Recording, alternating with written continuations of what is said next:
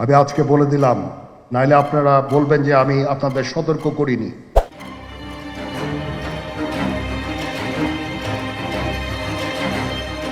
জাতীয় নাগরিক পার্টি এনসিপির মুখ্য সংগঠক হাসনাত আবদুল্লাহর সেনানিবাসে বৈঠক নিয়ে দেয়া ফেসবুক স্ট্যাটাস দেশব্যাপী আলোড়ন সৃষ্টি করেছে।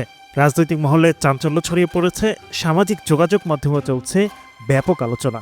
এমন পরিস্থিতিতে দলটির মুখ্য সমন্বয়কারী নাসির উদ্দিন পাটোয়ারি বলেন, এটি শিষ্টাচার বর্জিত একটি স্ট্যাটাস হয়েছে। আর আজ একই বিষয়ে কথা বলেছেন এনসিপির উত্তরাঞ্চলের মুখ্য সংগঠক সার্জিস আলম।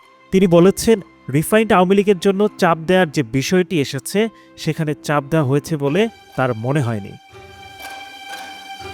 হাসনাত আবদুল্লাহর পোস্টে বলা হয়, 11 মার্চ সেনানিবাসে তাদের একটি গুরুত্বপূর্ণ বৈঠক হয়, যেখানে রিফাইন্ড আওয়ামী লীগ গঠনের পরিকল্পনার কথা জানানো হয়। তিনি দাবি করেন, সেনাবাহিনী এই প্রক্রিয়ায় সক্রিয় ভূমিকা রাখছে এবং এনসিপিকে এতে সমর্থন দিতে বলা হয়েছিল, তবে এনসিপির পক্ষ থেকে এই প্রস্তাব প্রত্যাখ্যান করা হয়।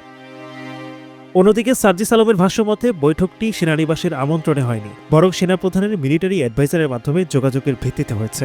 তিনি বলেন, সেনাপ্রধানের বক্তব্য কঠোর হলেও এটি কোনো প্রস্তাব ছিল না, বরং একটি অভিমত প্রকাশ।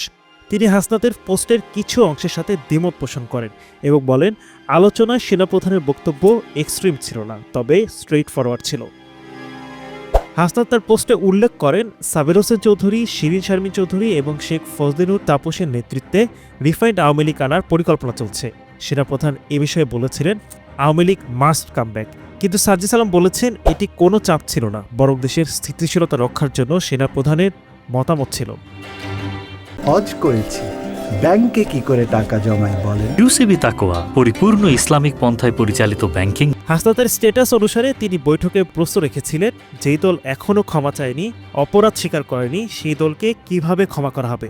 জবাবে সেনাপ্রধান বলেন, you people know nothing, you lack wisdom and experience, we are in this service for at least 40 years. Sarjis Alam বলেন, এটি রাগের সুরে বলা হয়নি, বরং অভিজ্ঞতার ভার বোঝানোর জন্য বলা হয়েছে।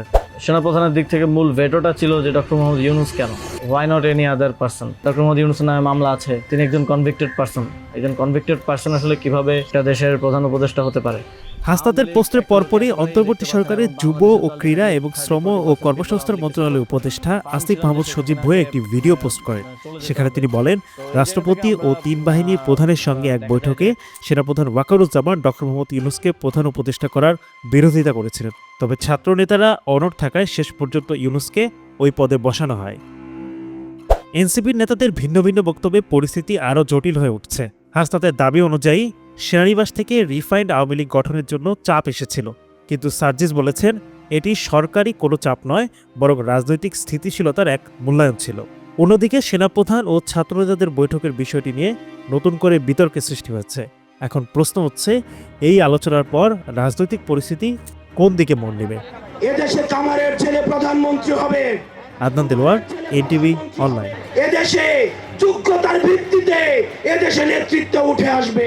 হজ করেছি, ব্যাংকে কি করে টাকা জমাই বলেন? ইউসিবি তাকওয়া, পরিপূর্ণ ইসলামিক পন্থায় পরিচালিত ব্যাংকিং।